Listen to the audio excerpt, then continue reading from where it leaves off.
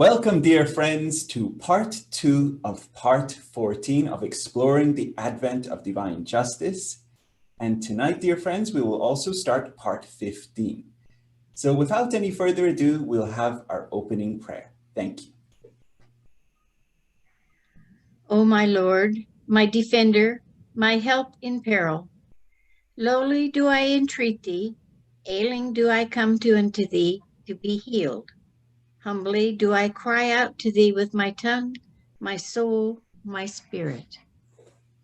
O God, my God, the gloom of night hath shrouded every religion, and all the earth is shut away behind thick clouds. The peoples of the world are sunk in the black depths of vain illusions, while their tyrants wallow in cruelty and hate. I see nothing but the glare of searing fires that blaze upward from the nethermost abyss. I hear nothing save the thunderous roar that belloweth out for thousands upon thousands of fiery weapons of assault, while every land is crying out aloud in its secret tongue, my riches avail me nothing, and my sovereignty hath perished. O my Lord, the lamps of guidance have gone out. The flames of passion are mounting high, and malevolence is ever gaining on the world. Malice and hate have overstepped the faith of the whole earth, and I find no soul except thine own.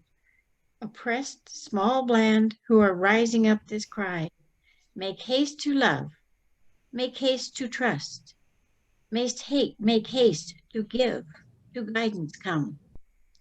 Come ye for harmony, to behold the day star. Come here for kindliness, for ease. Come here for amity and peace. Come and cast down your weapons of wrath till unity is won. Come and in the Lord's true path, each one help one. Verily, with exceeding joy, with heart and soul, do these oppressed of thine offer themselves up for all mankind in every land. Thou seest them, O my Lord, weeping over the tears thy people have shed, mourning the grief of thy children, condoling with humankind, suffering because of the calamities that beset all the denizens of the world. O my Lord, wing them with victory that they may soar upward to salvation. Strengthen their loins in service to thy people, and their backs in servitude to thy threshold of holiness. Verily thou art the generous, verily thou art the merciful. There is no God save thee, the clement, the pitiful, the ancient of days.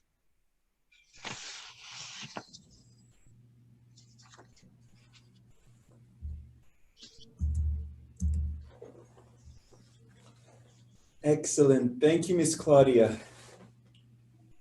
So welcome, dear friends. This is our part 3 of our part 14. So tonight we will be covering paragraph 52, and paragraph 52 is found in this one on page 52, interestingly. So it's paragraph 52 is on page 52, okay?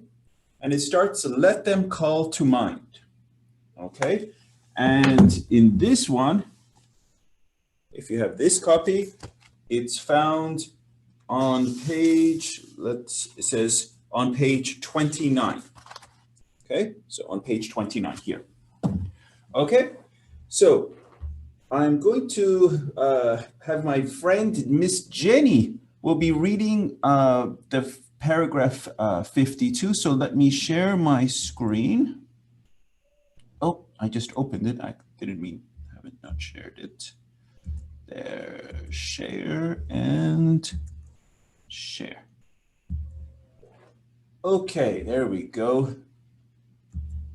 So, Miss Jenny, you have the floor. Sure, thank you. Thank you. Let them call to mind, fearlessly and determinedly, the example and the conduct of Abdu'l Bahá while in their midst. Let them remember his courage, his genuine love, his informal and indiscriminating fellowship, his contempt for and impatience of criticism, tempered by his tact and wisdom. Let them revive and perpetuate the memory of those unforgettable and historic episodes and occasions on which he so strikingly demonstrated his keen sense of justice, his spontaneous sympathy for the downtrodden, his ever-abiding sense of the oneness of the human race, his overflowing love for its members, and his displeasure with those who dared to flout his wishes, to deride his methods, to challenge his principles, or to nullify his acts. Beautifully read, Miss Jenny. Thank you. So this is such an important paragraph, dear friends. Paragraph 52. Why? Because the beloved guardian says, always call to mind the example of Abdu'l Bahá. And this is the example of Abdu'l Bahá right after paragraph 51. And what was paragraph 51? Very powerful paragraph as to racial prejudice, the corrosion of which, for a century, have attacked the whole structure of the American society, right? Whereas calling out this racism as the most vital and challenging issue, right? Now, the first thing the beloved guardian does, he puts the example of Abdu'l Bahá in front of our eyes. And he says, let us look to how Abdu'l Bahá, remember Abdu'l Bahá crossed this great America 239 days. And do you think he saw racism in America at that point in time? Of course he did, right? And how did he confront it? With his example, his words, his deeds. So this is now the beloved guardian saying, let them call to mind his example. How did he do it? So this is something that we should study, dear friends. Study the example of how Abdu'l Bahá did. And if we mirror forth his example, we always use this beautiful, look at me, follow me, right? We always sing this beautiful. But do we look to his example, right? In how he handled these subjects? Often we mirror the example of society, how they do things. But to specific things such as racism, we should also look, how did Abdu'l Bahá handle these subjects? Because Abdu'l Bahá was right there in the heat of it too. So let them remember his courage. So we should be courageous, right? But his genuine love, informal and indiscriminating fellowship, his contempt for and impatience of criticism, tempered by his tact and wisdom. Tact and wisdom, dear friends, we should use these. Let them revive and perpetuate the memory of those unforgettable and historic episodes. So we should be knowledgeable, dear friends. Read. Those historic episodes and occasions on which he, so strikingly demonstrated his keen sense of justice, spontaneous sympathy for the downtrodden, his ever-abiding sense of the oneness of the human race. And I love this, dear friends, his overflowing love for its members and his displeasure with those who dare to flout his wishes, to deride his methods, to challenge his principles, or to nullify his acts. There is so many examples on this, dear friends, but I'm just going to share just a few. But I want you to, there's a billion and one examples on racism, right? On that past section. And there's so many on also the example of Abdu'l Bahá. So I'm just going to share with a few, not to go too much into it, because there's just so much. So let us go into this, dear friends. The model of Abdu'l Bahá. In dealing with racial prejudice, the beloved guardian counsels the North American Baha'is in paragraph 52 to remember the example and conduct of Abdu'l Bahá when he visited them. In particular, his courage, his genuine love, his informal and indiscriminating fellowship, his contempt for and impatience of criticism, tempered by his tact and wisdom. He then asked the Baha'is to revive and perpetuate the events in which he demonstrated. So these are the things in which he demonstrated: his keen sense of justice, spontaneous sympathy for the downtrodden, his sense of the oneness of the human race, his overflowing love for its members, and his displeasure for those who dared to flout his wishes, deride his methods, challenge his principles, or to nullify his acts. And here's an extract from this recent message, dear friends, from the Universal House of Justice, July 22nd, 2020. And to my dear class, I urge each one of you to study this great pivotal document. So go get it. It's online, July 22nd, 2020 message, okay? From this extract, it says, "Ahead of you lie times of trial and promise, of hardship and progress, of anguish and joy.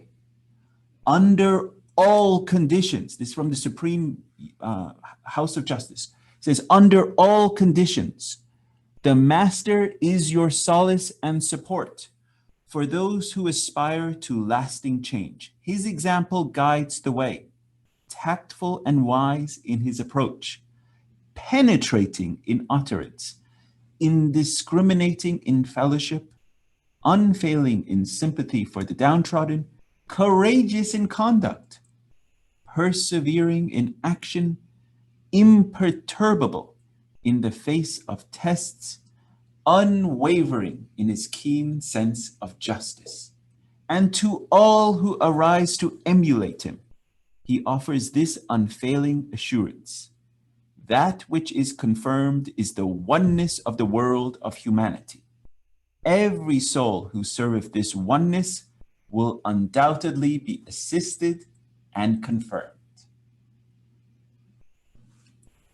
So these are the qualities of Abdu'l Bahá. These are the qualities, dear friends. When we call ourselves a Baha'i, what are we striving to be? We are trying to follow this example. And we should be striving towards courage. We should be striving towards perseverance and having an unwavering, keen sense of justice. And in our approach, we should be tactful and wise, and having this true sense of love, genuine love.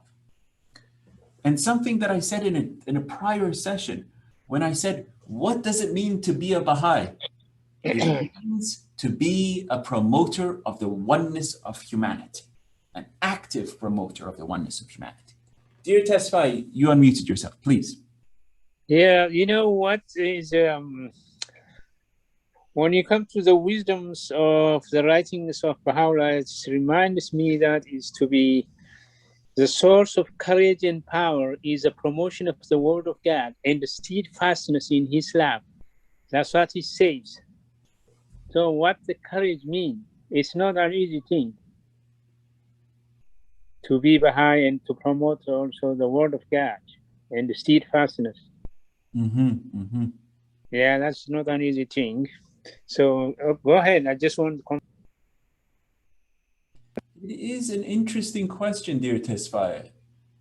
The more you fall in love, the more you lose yourself.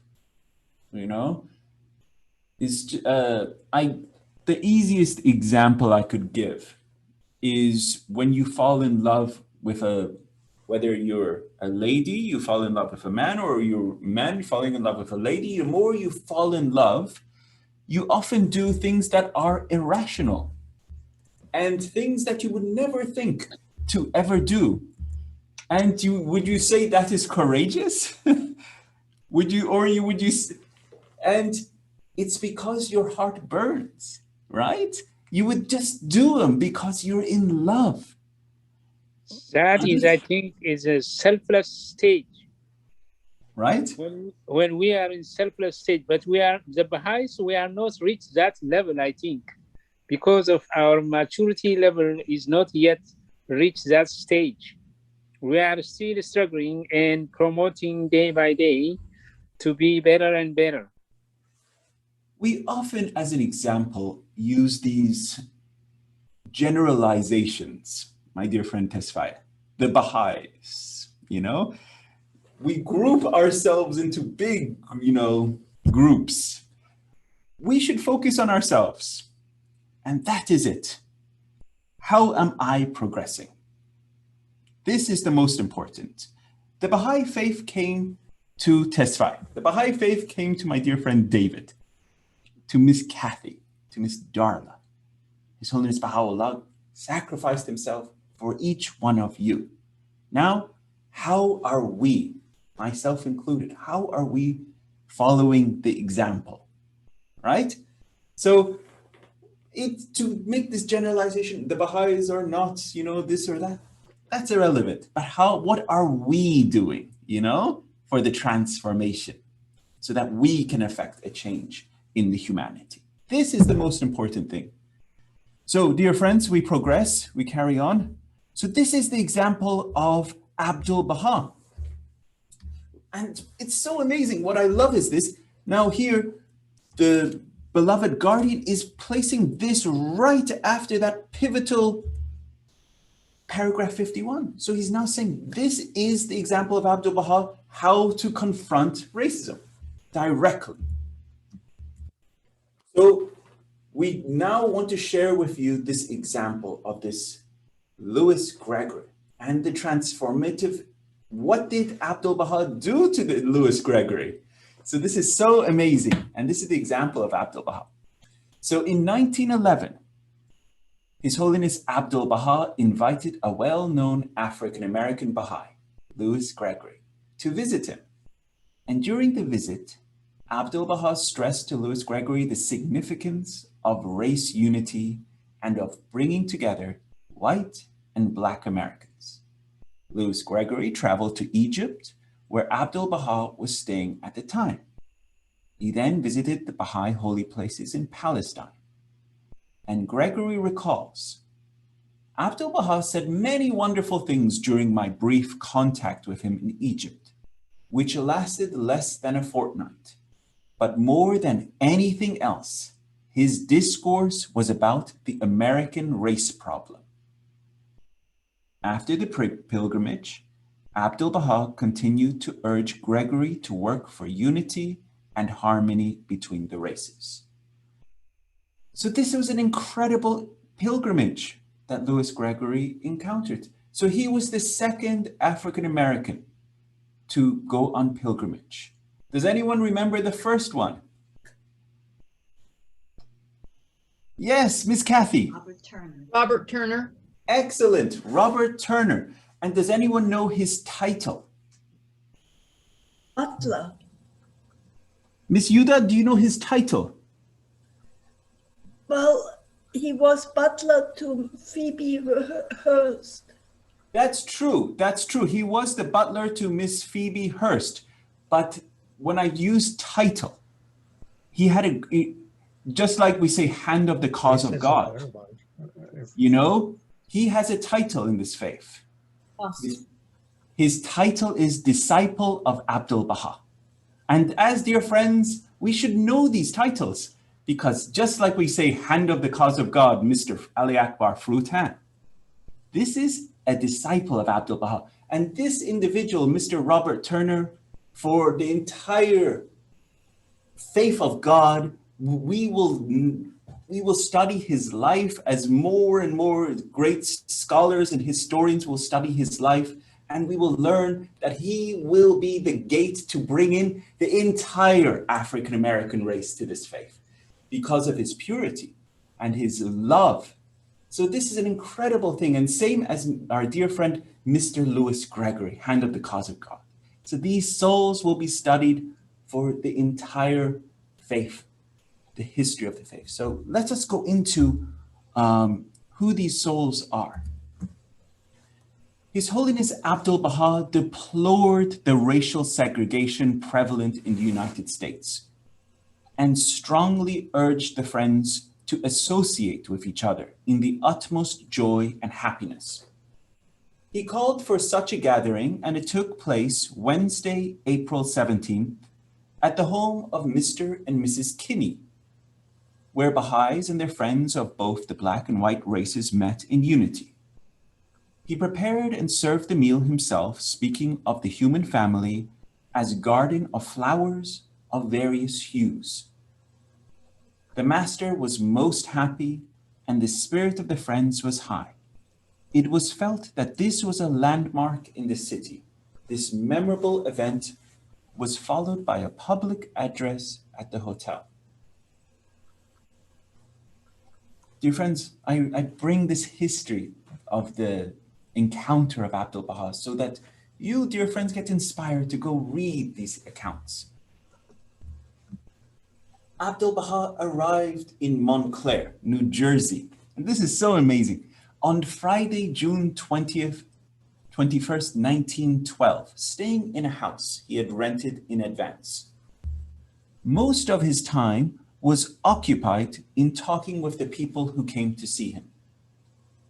On Sunday morning, June 23rd, Abdu'l Bahá told the Baha'is more of the history of the faith. As he came into the living room where the people were gathered, he said to one of the incoming friends, "You are always smiling." Mr. Frank E. Osborne replied, "Surely our faces should reflect happiness in this presence." Abdu'l Bahá replied, "Yes, this is the day of Baha'u'llah, the age of the blessed perfection, the cycle of the greatest name. If you do not smile now, for what time will you await? And what greater happiness could you expect?" So this is Abdu'l Bahá in America and in New York. And obviously surrounded by suffering, surrounded by the friends in segregation, surrounded, but he's calling for the friends, the Americans, to radiate happiness, for the friends to come together, right? So this is his example that he's calling for. And do you think someone coming straight out of prison, barely speaking English, and going forth and saying, these races should come together and sit in this meeting together and have a picnic together like he did? He would have been, not to be crude, but strung from a tree. He would have, truly. But he had audacity. He had courage. And dear friends, we are not have all these limitations around us, like past times.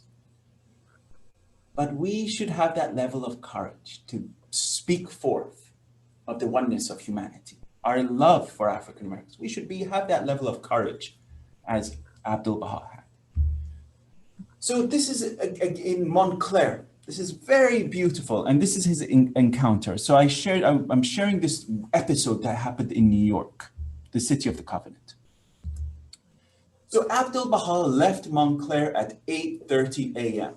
on Saturday, June 29th, and after transferring 4 different streetcars, arrived at Roy Wilhelm's house in West Englewood, New Jersey. This was the large outdoor gathering, the unity feast to which Abdu'l Bahá had invited the friends before he left New York. Addressing this entire group, he said, "This is a new day, and this hour is a new hour in which we have come together. True Baha'i meetings are the mirrors of the kingdom, wherein images of the supreme concourse are reflected. First, you must become united and agreed among yourselves." When he had finished, the meal was ready, but just as it was announced, thunder was heard and the large raindrops began to fall. Abdu'l Bahá walked to the road, taking a chair, and several friends grouped around him. As he sat, his face turned upward. A strong wind began to blow. The clouds began to disperse, and the sun shone through. Then he rose and walked back into the grove. After the meal of Persian food, Abdu'l Bahá anointed the 250 guests with attar of roses.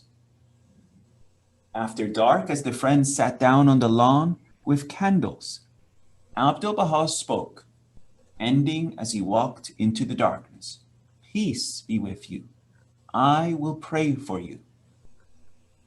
On the glorious day set aside for this unique gathering, friends, neighbors, and strangers from the east, west, north, and south, rich and poor, white and black, all one in the spirit, truly a marvelous demonstration.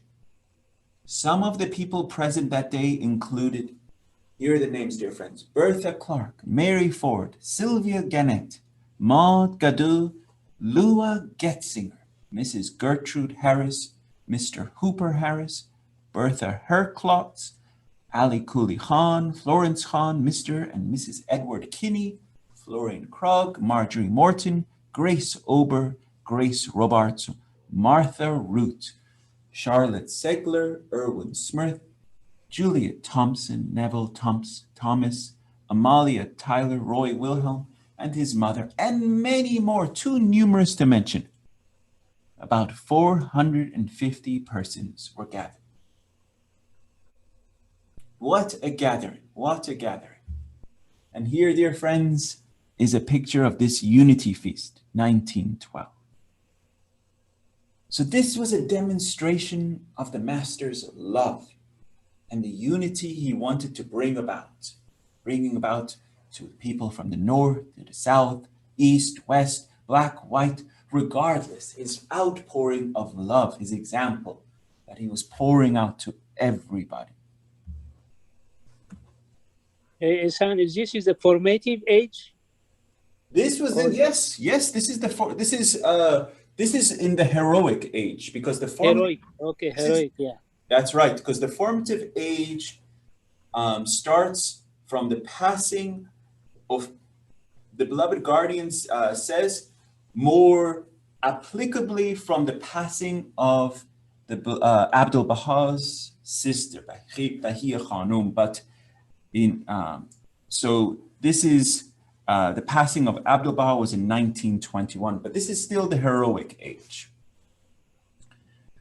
Okay, so racial prejudice was in its heyday in the Washington of 1912. Even the Washington, D.C. Baha'i community of that day was not immune to its deadly virus. His Holiness Abdu'l Bahá openly challenged the status quo in words and deeds.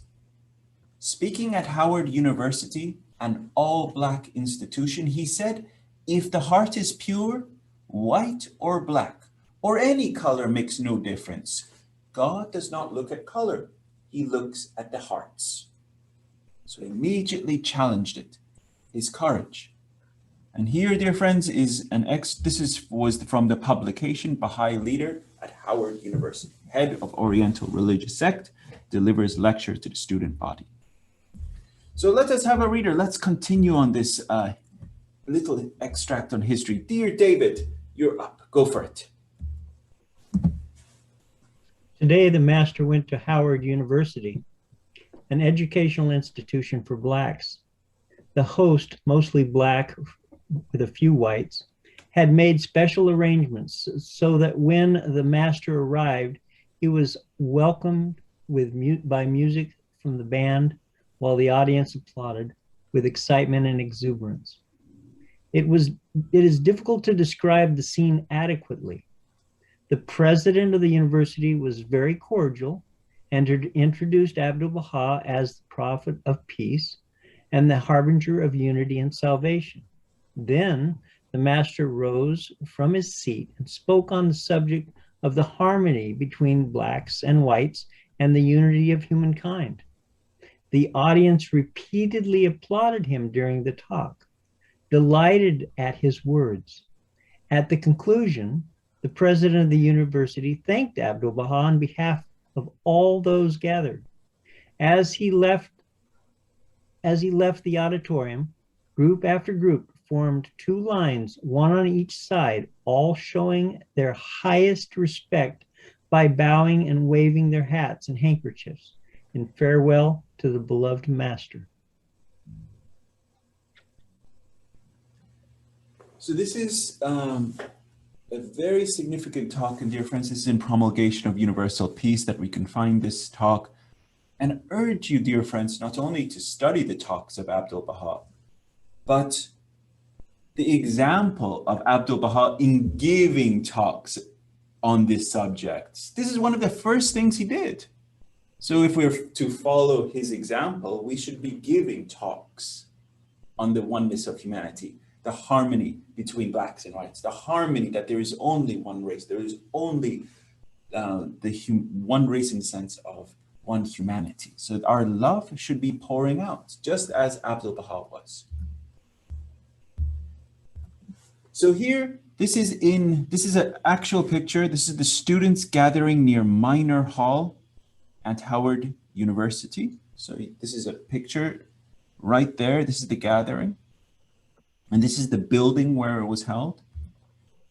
And this is the president, Wilbur P. Thurkield. This was the president at Howard University, and he was the gentleman that introduced Abdu'l Bahá on the April 23rd, 1912. What an honor, you know, to be not only to be in his presence, but to introduce Abdu'l Bahá. So let's carry on this little extract in history on this incredible episode. So our next reader is going to be Miss Darla. You're up, Miss Darla. Go for it.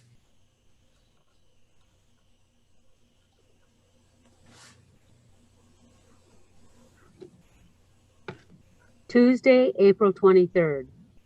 On Tuesday, after seeing several people in the morning, Abdu'l Bahá and Dr. Farid went for a short drive, stopped at Mr. and Mrs. Hannon's, and afterward they went to Howard University, where Abdu'l Bahá made an address before a large audience of professors and students.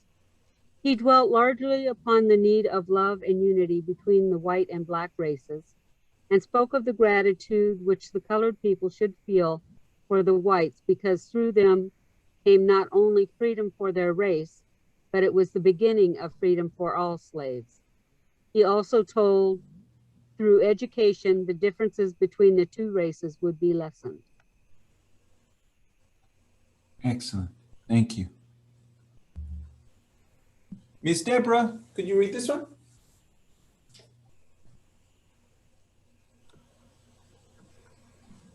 On Tuesday, April 23rd at noon, Abdu'l Bahá addressed the student body of more than 1,000, the faculty and a large number of distinguished guests at Howard University.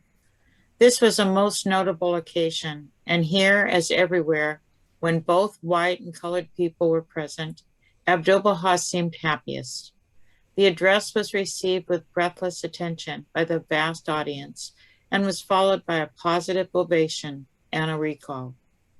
That evening, the Bethel Literary and Historical Society, the leading colored organization in Washington, was addressed, and again, the audience taxed the capacity of the edifice in which the meeting was held.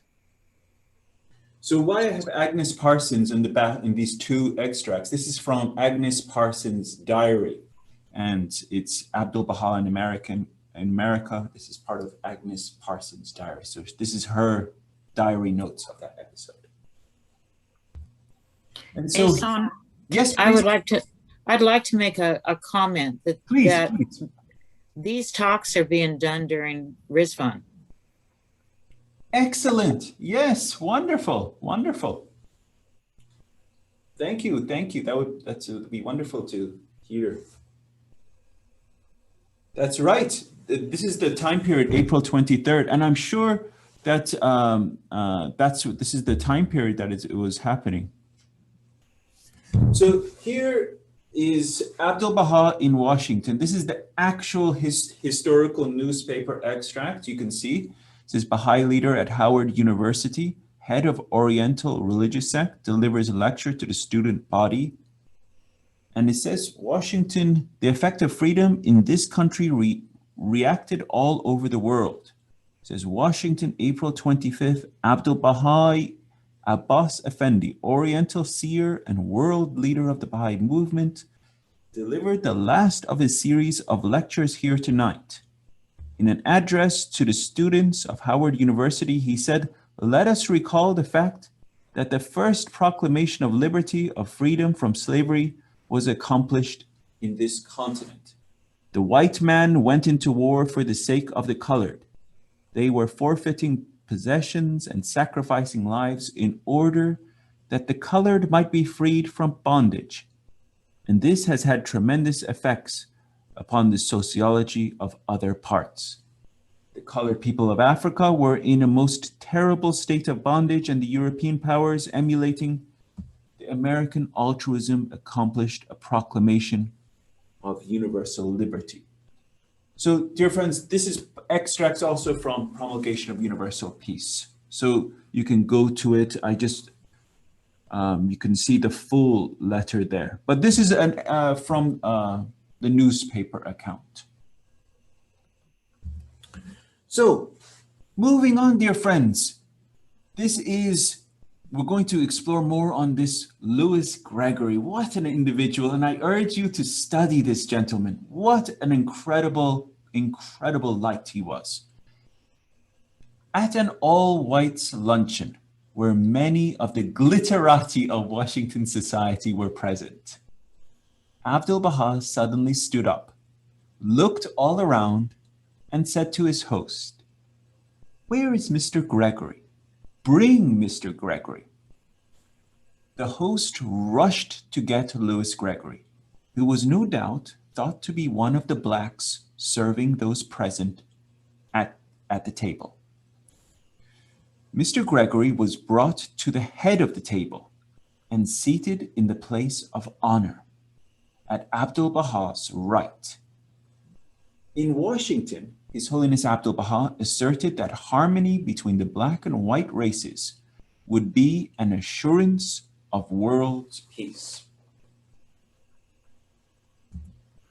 This is my last slide, and I wanted just to focus on this example of bringing Louis Gregory, at that point, 1912, not only to the table, but to the seat of honor.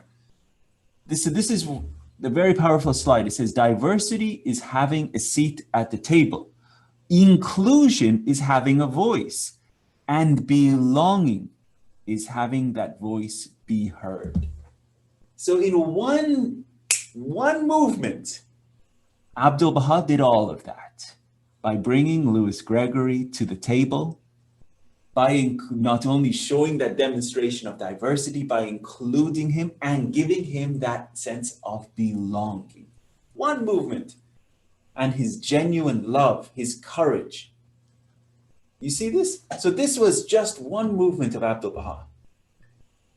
So that was an incredible picture that I just wanted to share on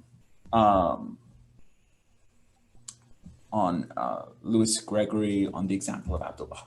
So that will conclude part 14. We're now moving to part 15. Unless you have any questions, I hope you enjoyed that section. Any thoughts? Yeah. Please, dear testify. What I observed here is, what you read all the night is today is to be when Abdu'l Bahá is talking about the race.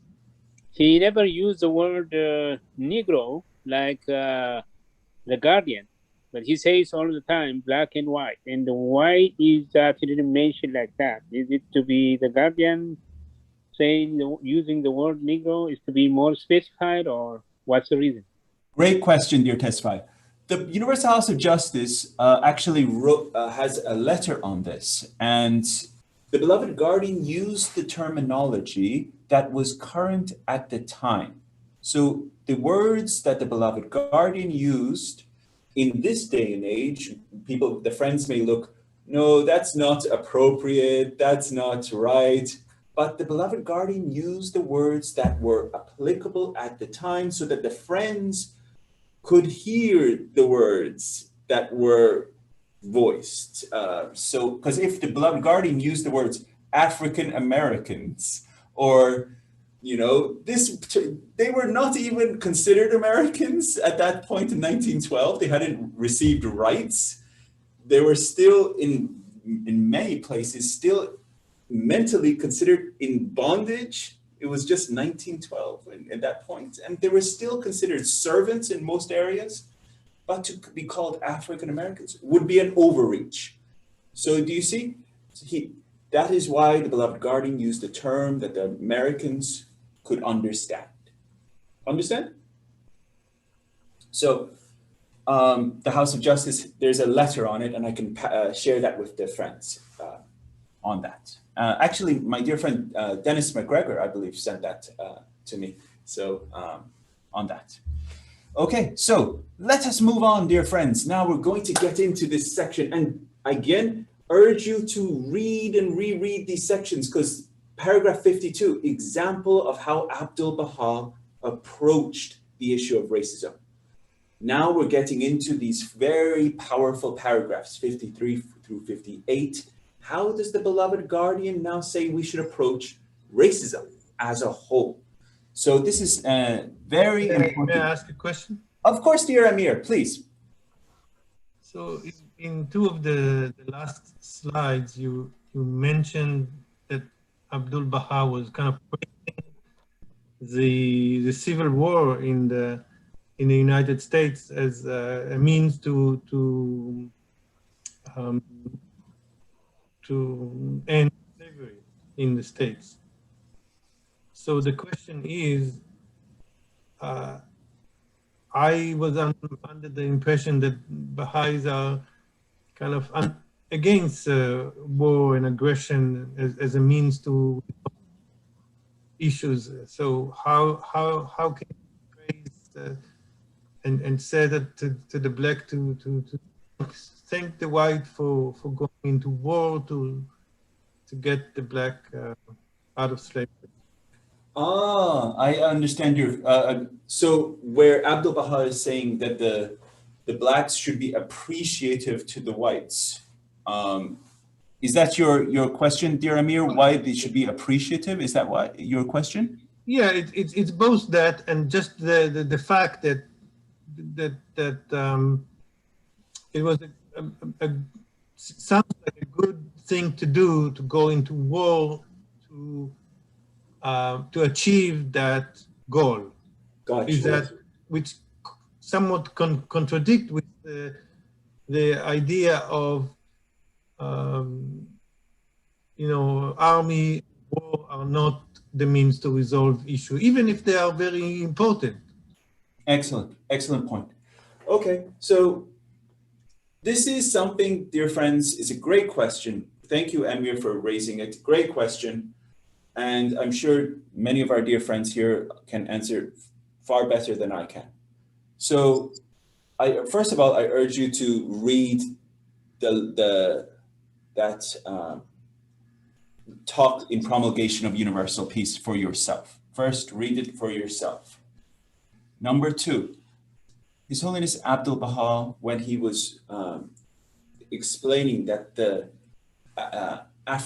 Americans should be thankful to the whites, it's because when in the letter, it's in the talk, he's saying that the Africans in that point in time would have been continued under the yoke of slavery if it wasn't for the British taking up, even though prior they were under slavery, and the British were one of the major orchestrators of slavery, as well as, the Spanish, the Portuguese, and all of them.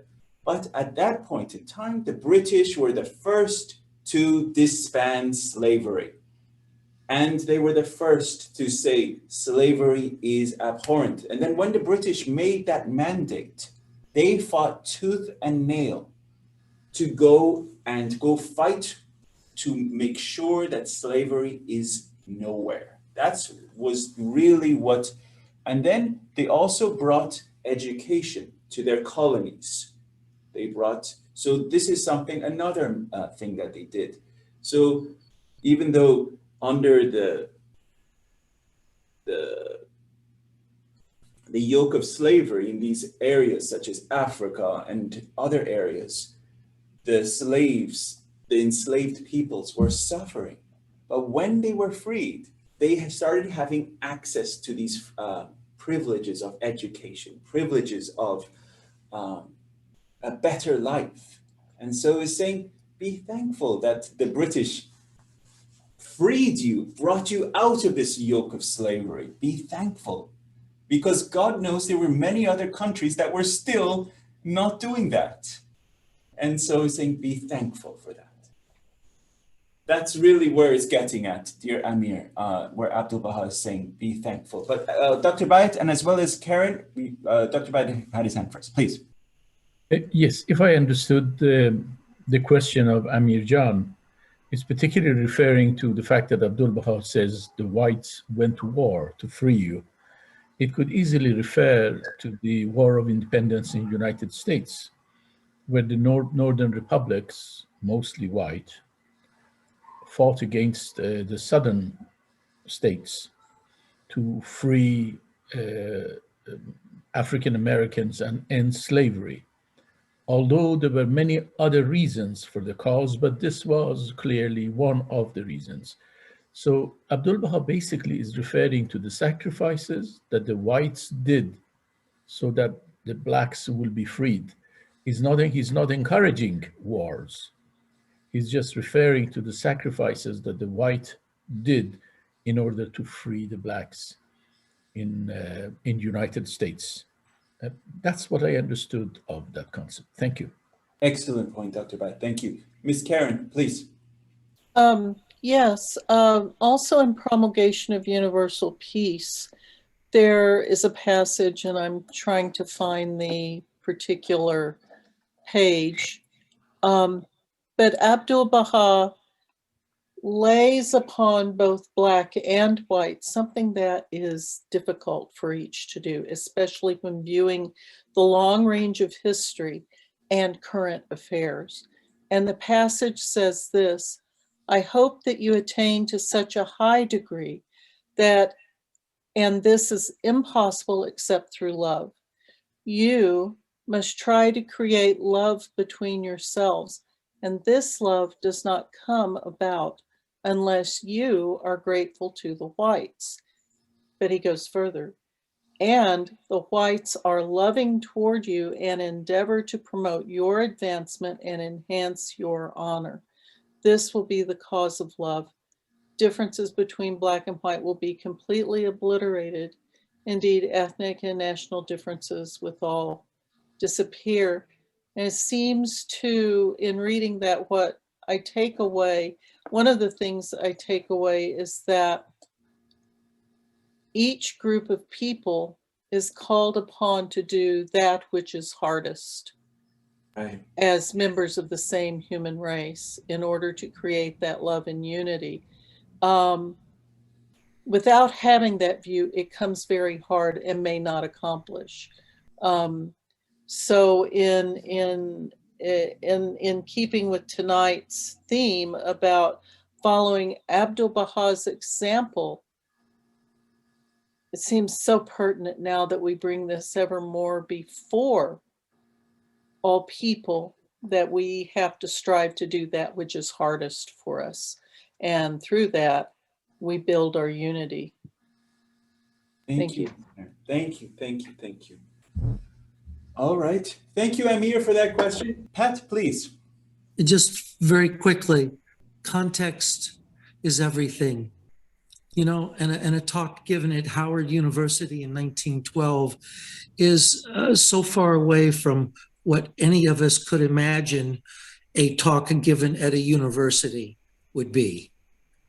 Quite simply, at a historic university.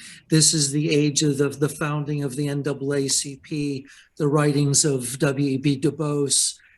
Du Bois is in that philosophical and ideological pragmatic conflict with Booker Washington, and he is, Du Bois is calling for economic strides forward and in independent economic route, and he he has an edge to him. And I think in the context of that and of the audience, Abdu'l Bahá is saying there's some mutuality engaged in here. And yeah, I think this, the surrounding of that time in which Wilson was bringing the South back into power in the nation's capital, a very rigorous segregation in Washington, D.C., of all places, was supplanting a real loosening that had occurred before under Roosevelt and Taft. This was a different time and a different place, and her comment about context is the key. Excellent point. Thank you, Pat. Very well said. And thank you, Pat, always happy to have you. Ms. Karen, you have a hand. Yeah, I just wanted to also agree with Hoda that that's exactly right. When I remember first reading this particular phrase, I thought, oh my God, this is something I cannot say to my Black friends and acquaintances, given the history in this country of the persecution and the problems they have gone through and continue to go through. I come from a multiracial family, and believe me, we went through our own set of problems, and it's very hard to feel what Abdu'l Bahá was talking about towards the people who are perpetrating things upon you that are so unjust. I think in terms of this particular statement, it helps us to understand our own actions and our own thoughts. Of course, I'm not going to march up to someone and say that particular thing, but it is going to inform my own actions. And right here is where we follow with tact and wisdom Abdu'l Bahá's example. So that's my thought on that. And yes, historical context has to be remembered as we go forward, learning about the history of racial persecution in this country. Thank you. Thank you. Thank you, Ms. Karen.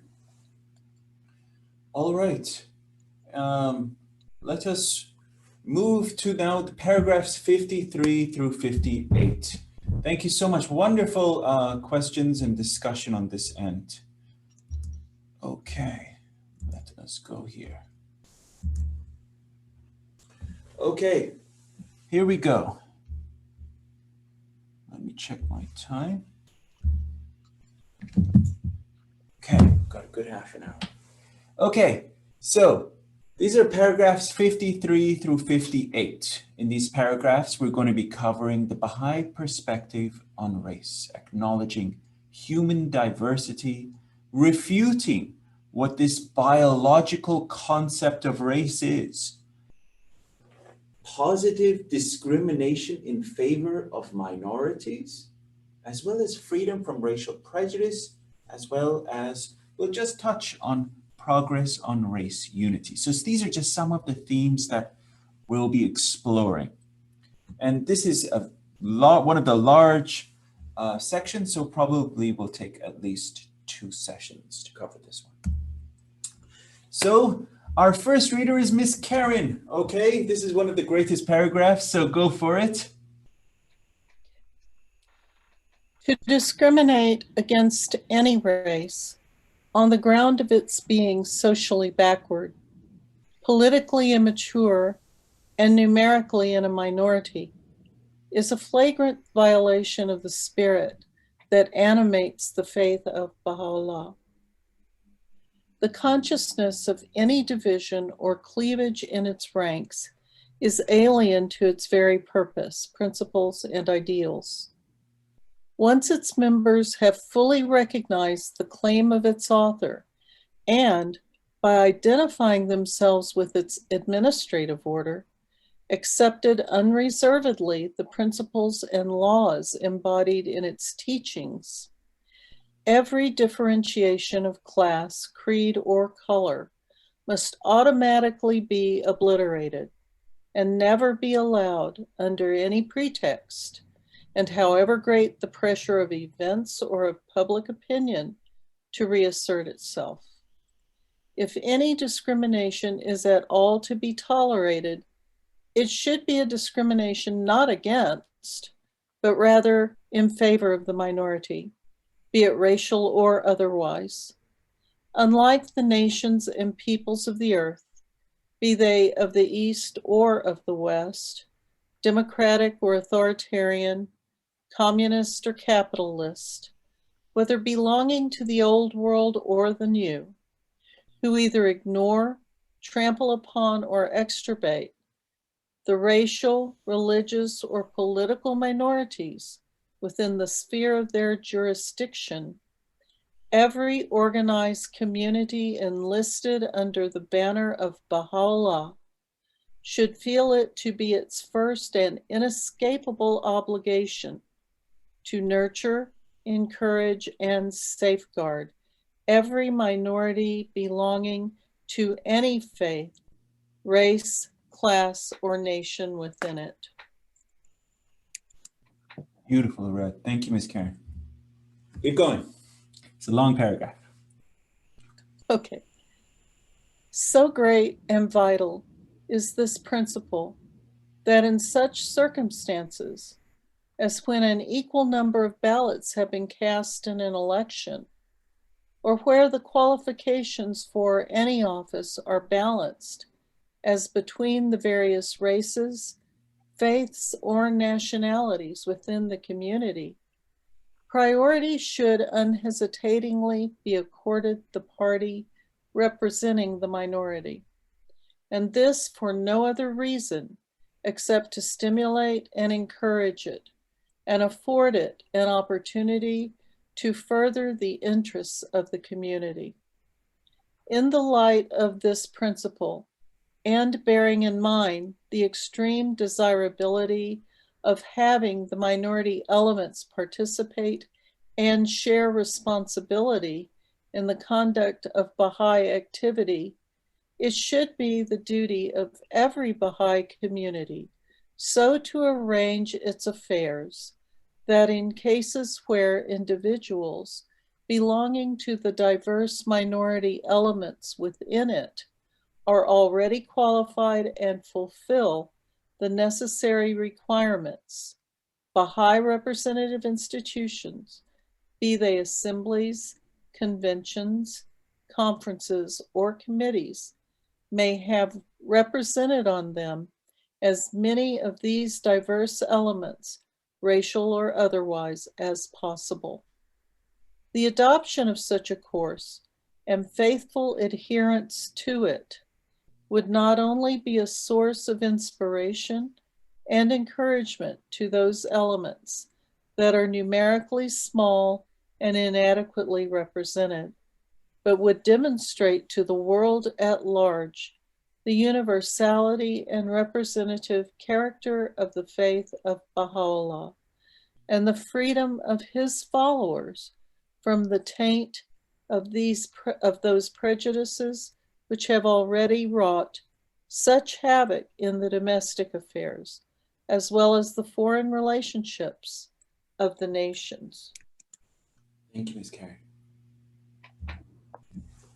Freedom from racial prejudice in any of its forms should, at such a time as this, when an increasingly large section of the human race is falling a victim to its devastating ferocity, be adopted as the watchword of the entire body of the American believers, in whichever state they reside, in whatever circles they move, whatever their age, traditions, tastes, and habits.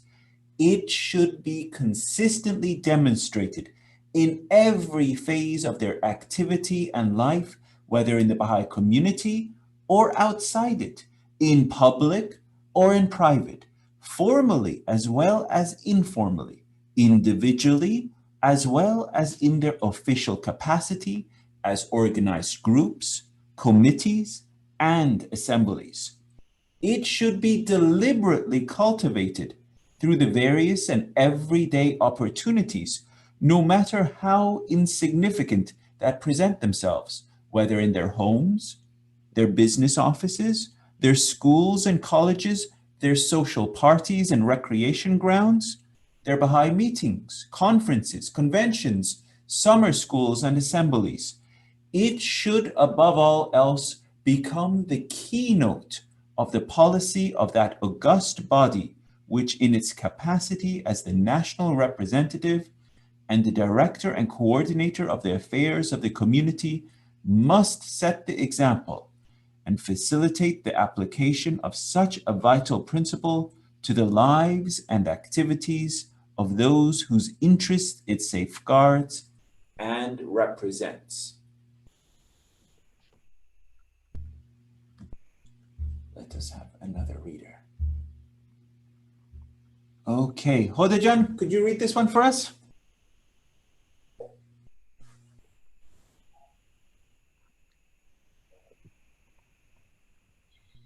O ye discerning ones, Baha'u'llah has written, verily the words which have descended from the heaven of the will of God are the source of unity and harmony for the world. Close your eyes to racial differences and welcome all with the light of oneness.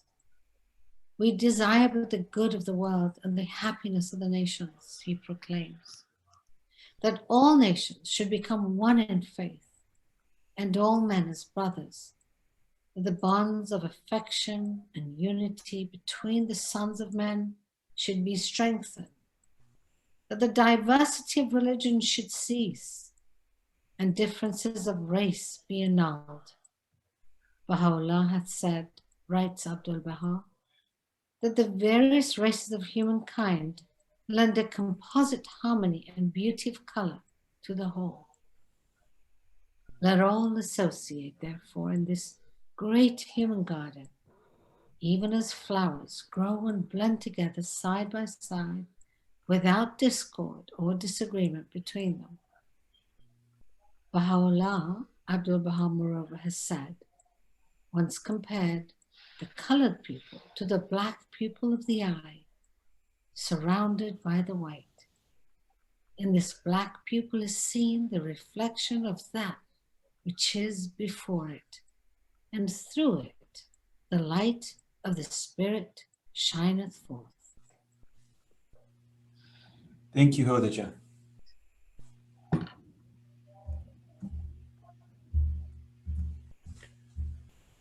Mary McGregor, can you read, please?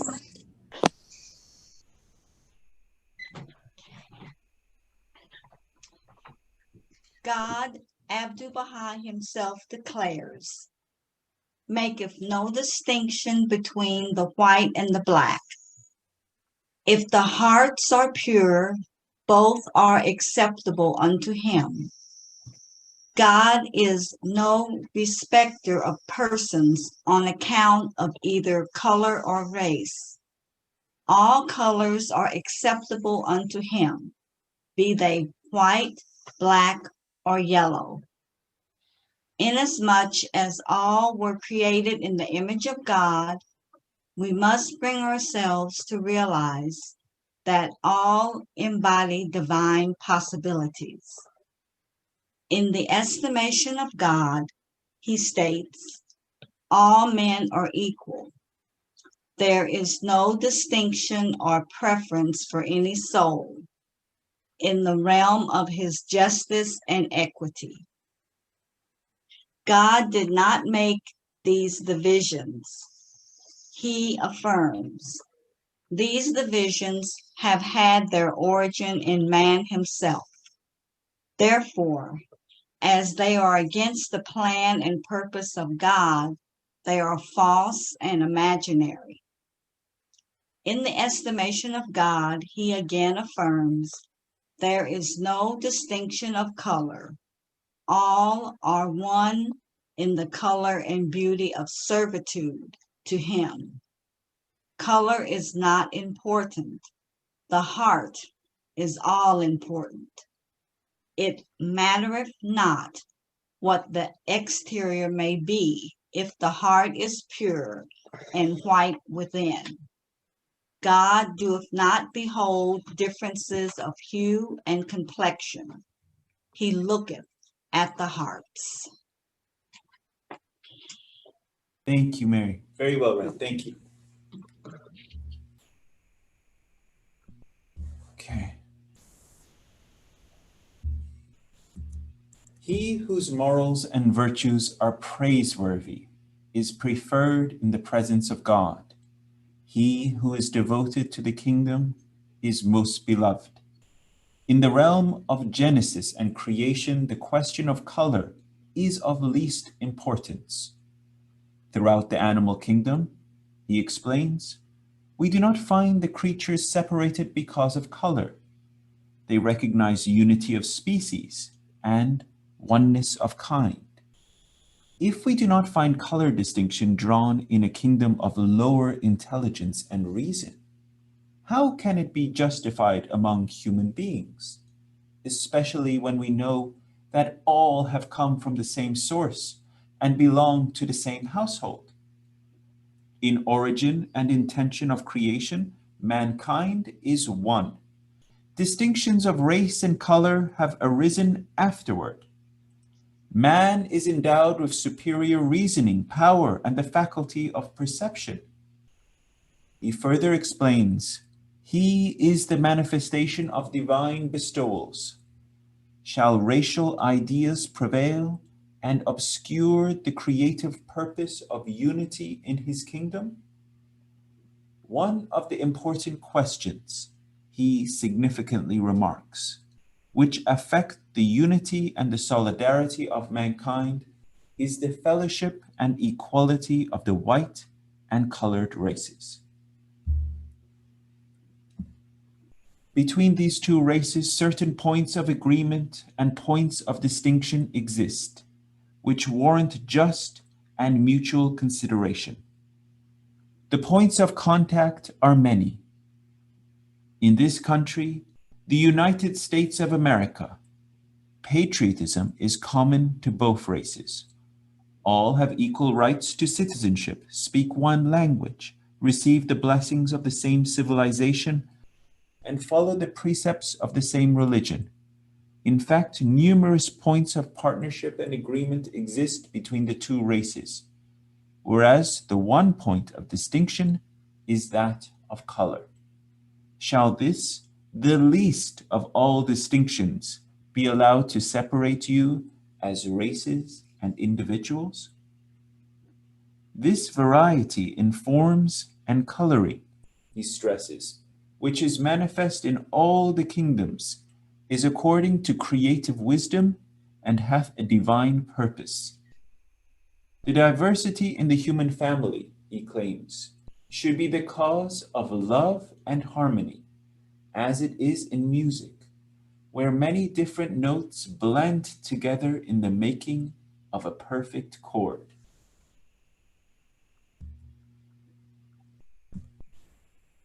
If you meet, is his admonition, those of a different race and color from yourself, do not mistrust them and withdraw yourself into your shell of conventionality, but rather be glad and show them kindness. In the world of being, he testifies, the meeting is blessed when the white and colored races meet together with infinite spiritual love and heavenly harmony.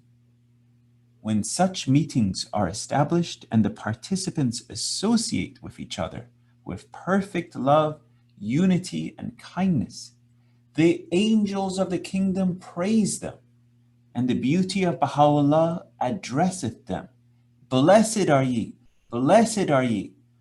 When a gathering of these two races is brought about, he likewise asserts that assemblage will become the magnet of the concourse on high, and the confirmation of the blessed beauty will surround it.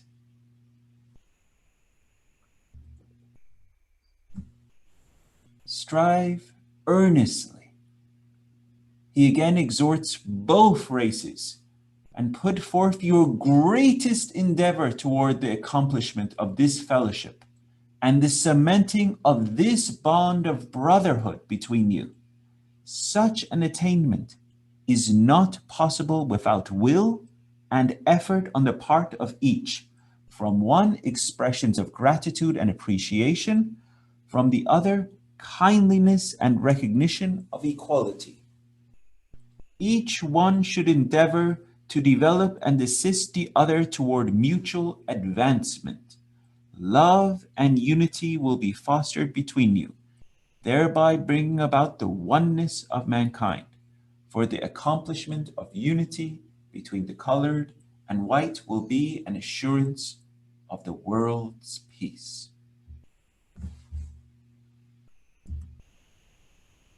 Dawn, could you read the next one?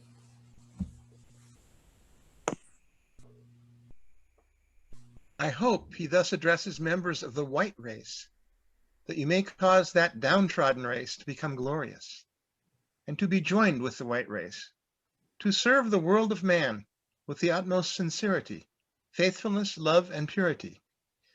This opposition, enmity, and prejudice among the white race and the colored cannot be effaced except through faith, assurance, and the teachings of the Blessed Beauty. This question of the union of the white and the black is very important, he warns. For if it is not realized, ere long great difficulties will arise, and harmful results will follow. If this matter remaineth without change, is yet another warning.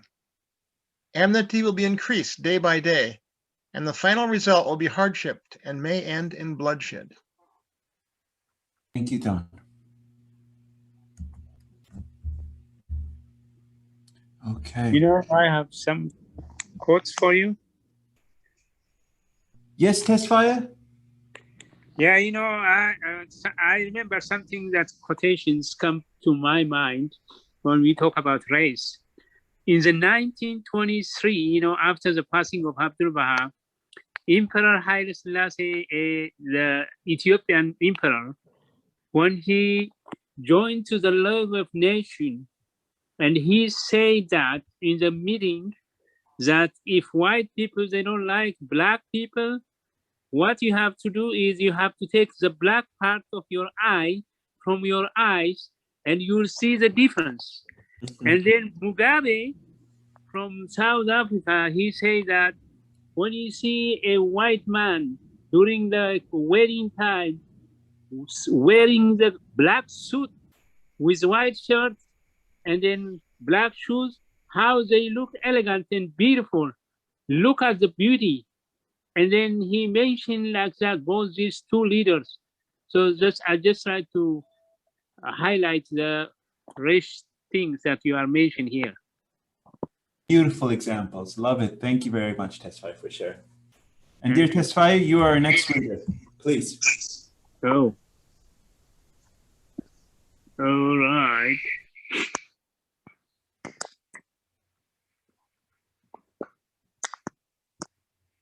My mood. A tremendous effort is required. Can you hear me? Yes, of course. Thank you. Okay. A tremendous effort is required by both races if their outlook, their manners, and conduct are to reflect in their darkened age the spirit and teachings of the faith of Baha'u'llah. Casting away once and for all the fallacious doctrine of racial superiority with all its attendant evils, confusion, and miseries, and welcoming and encouraging the intermixture of race and tearing down the barriers that now divided them. They should each endeavor day and night to fulfill their particular responsibilities in their common task, which so urgently faces them. Let them, while each is attempting to contribute its share to the solution of these perplexing problem, call to mind the warnings of Abdu'l Bahá and visualize while there is yet time the dire consequence that must follow if this challenging and unhappy situation that faces the entire American nations is not definitely reminded. Beautifully read. Thank you very much, dear Tesfa. Thank you. Okay. Now going to my dear friend, Dennis McGregor.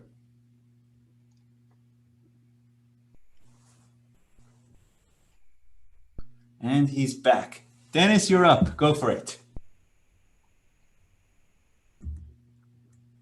I'm psychic. Good to have you. Okay. Let the white make a supreme effort in the resolve to contribute their share to the solution of this problem, to abandon once for all their usually inherent and at times subconscious sense of superiority, to correct their tendency towards revealing a patronizing attitude towards the members of the other race, to persuade them through their intimate, spontaneous, and informal association with them of the genuineness of their friendship and the sincerity of their intentions, and to master the impatience of any lack of responsiveness on the part of a people who have received, for so long a period, such grievous and slow healing wounds. Let the Negroes, through a corresponding effort on their part, show by every means in their power the warmth of their response, their readiness to forget the past, their ability to wipe out every trace of suspicion that may still linger in their hearts and minds. Let neither think that the solution of so vast a problem is a matter that exclusively concerns the other. Let neither think that such a problem can either easily or immediately be resolved.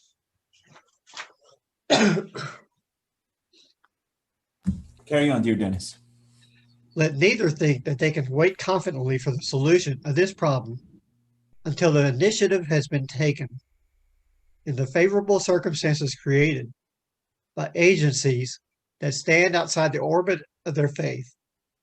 Let neither think that anything short of genuine love, extreme patience, true humility, consummate tact, sound initiative, mature wisdom, and deliberate, persistent, and prayerful effort can succeed in blotting out the stain which this patent evil has left on the fair name of their common country. Let them rather believe and be firmly convinced that on their mutual understanding, their amity and sustained cooperation must depend more than on any other force or organization operating outside the circle of their faith, the deflection of that dangerous course so greatly feared by Abdu'l Bahá, and the materialization of the hopes he cherished for their joint contribution to the fulfillment of that country's glorious destiny. Excellent. Perfect. Wonderfully read, every one of you. So these are the paragraphs 53 through 58 that encapsulate. Now here the beloved guardian is really reaching out, going through one after another. I'm just going to now just touch on these paragraphs because we only have a few minutes before close of our session tonight, but I want to really hit home some messages as we go through these paragraphs. So, dear friends, paragraph 53, wow, the beloved guardian is really saying in this paragraph that we, as he says, anyone in this first opening lines, the consciousness, if we come to this consciousness that this is our faith, that this is says in the very purpose, the principles and ideals, once we have fully recognized the claim of its author, if we recognize this faith, then what? What does it say? We should accept unreservedly the principles and laws embodied in his teachings. Every differentiation of class, creed, or color must automatically be obliterated. We should immediately obliterate prejudice from ourselves. This is what it means, and never be allowed under any pretext, however great the pressure of events or of public opinion, to reassert itself. So we should keep watch of this, right? We should immediately eliminate prejudice within ourselves. This is what it says. If you accept His Holiness Baha'u'llah, then this is the first and foremost thing that you should do. Work to eliminate prejudice within yourselves and never allow it to reassert itself. If any discrimination is at all to be tolerated, this is incredible, dear friends. It should be a discrimination not against, but rather in favor of the minority, be it racial or otherwise. So what does it mean otherwise? For example, it could be positive discrimination for women. That's another, because they might be the minority, right? So this is that we should be very cognizant and aware. Now, unlike the nations and peoples of the earth, be they the East or the West, democratic or authoritarian, communist or capitalist, whether belonging to the old world or the new, who either ignore, trample upon, or extirpate the racial, religious, or political minorities within the sphere of their jurisdiction. So the Baha'is should be different. We should be positively discriminating in favor of the minorities. This is what the beloved guardian says. And this, my dear friends, is one of the key lines in paragraph 53. Now, every organized community, and what are an organized community? Any assembly, any area, any group, any organized community, unlisted under the banner of Baha'u'llah. This should feel it to be the what? First, an inescapable obligation to do what? Nurture, encourage, and safeguard every minority belonging to any faith, race, class, or nation within it. This should be the calling mark of what it means to be a Baha'i. This comes again and says this is the standard of what it means to be a Baha'i. So then it talks about how in this paragraph here, that it should be in all aspects of elections, whether it's in our assemblies, our conventions, our conferences. It should be the duty, in the middle of it says, it should be the duty of every Baha'i community to arrange its affairs, that in cases where individuals belonging to diverse minority of elements are already qualified, so that we have this representation. Now, this is forward thinking, dear friends. This is the Baha'i thinking, that we should be thinking ahead like this, to arrange our affairs, to think with love. I love this, dear friends, and we should be having this. Do we have this currently? I would say no. But should we have this? Absolutely. Yes. Right? Yes. So this is the standard, dear friends. Okay. Now, sometimes we meet the standards. I don't know, my dear Don. I don't know. It's a work in progress. Now, this is in paragraph 54, and why I read this one is because it is so powerful as paragraph 53 is. Now, paragraph 54, freedom from racial prejudice in any of its forms should, at such time as this, when an increasingly large section of the human race is falling a victim to its devastating ferocity, and we read about that in paragraph 52, where the Guardian is now calling upon humanity and saying this is the most vital and challenging issue. He's saying it's falling a victim to this devastating ferocity. Be adopted as what? The watchword of the entire body of the American believers. So what is this watchword? Freedom from racial prejudice is the watchword, dear friends. The watchword of the entire body of the American believers is freedom from racial prejudice. So, and then what does the Guardian say? This beloved Guardian, he says, in whatever circle they move, whatever their age. So 5-year-old or the 80-year-old, doesn't matter, whatever their age. Freedom from racial prejudice is the watchword of the entire body of the American believers. Whatever circle they move, whatever their age, traditions, tastes, habits. Then he goes on, he says it should be consistently demonstrated in every phase of their activity in life, whether in the Baha'i community or outside it, in public or in private, formally as well as informally, individually as well as in their official capacity. You get it, dear friends? Everywhere. This is pretty much what the beloved guardian is saying. It should be deliberately cultivated through the various and everyday opportunities, no matter how insignificant. Their homes, their business offices, their schools, their colleges, their social parties, their recreation grounds, their Baha'i meetings, conferences, conventions, summer schools, and assemblies. I don't think he missed anywhere, right?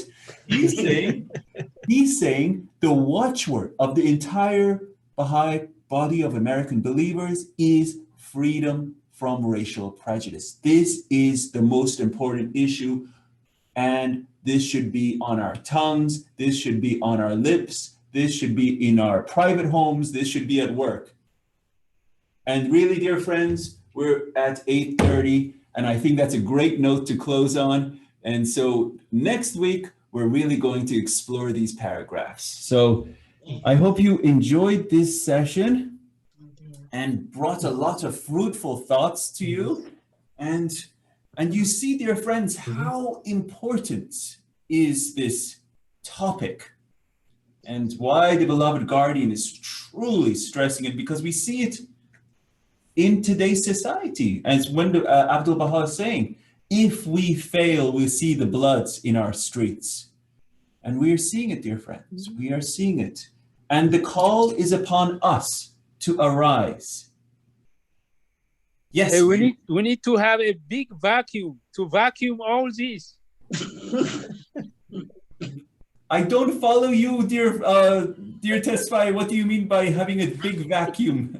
What do you mean by that? Vacuum to clean all these watchwords and whatever you say about the racism. Oh, to clean ourselves, to vacuum, to absorb the material. To get rid of it. Oh, to get rid of it. Oh, I see. Yeah, because our vacuum is to be our holy writings, the Baha'u'llah's words. That's our vacuum. How nice would that be if we have a big vacuum to suck up racism? That would be a nice, easy solution. You have to put inside your heart. Miss Deborah, you had a hand, please. I just wanted to make a comment that he really stressed all races, all nationalities.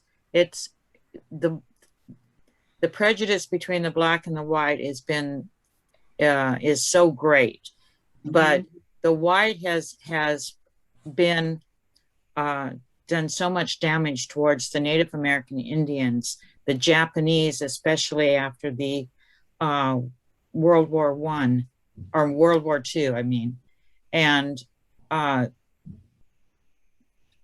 the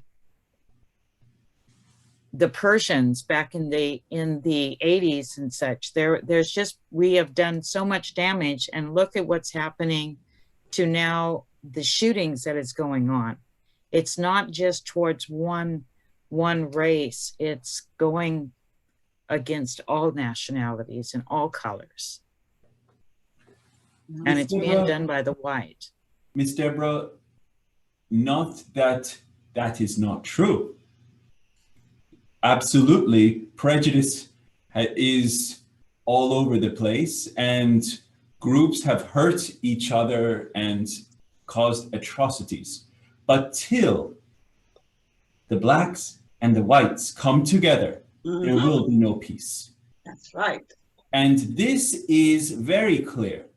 And, so this is something that the atrocities that whites have done to blacks for hundreds of years.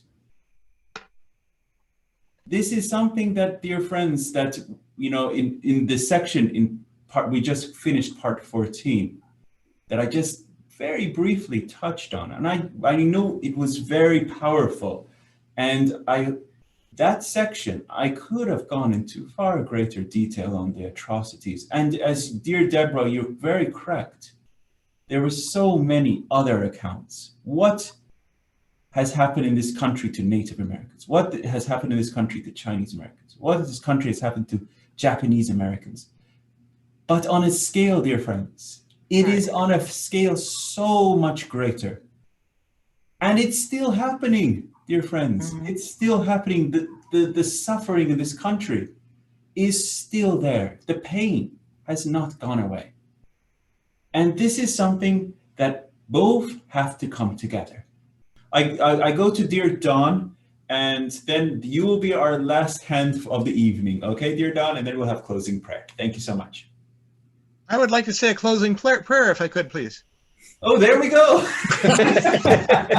I love you, dear Dawn. So, dear friends, it's been a pleasure. Really, thank you to each one of you. So thank you, dear Dawn, and let's have our closing prayer. O my Lord and my hope, help thou thy loved ones to be steadfast in thy mighty covenant, to remain faithful to thy manifest cause, and to carry out the commandments thou didst set down for them in thy book of splendor, that they may become banners of guidance and lamps of the company above, wellsprings of thine infinite wisdom, and stars that lead aright, as they shine down from the supernal sky. Verily thou art the invincible, the almighty, the all-powerful. Abdu'l Bahá.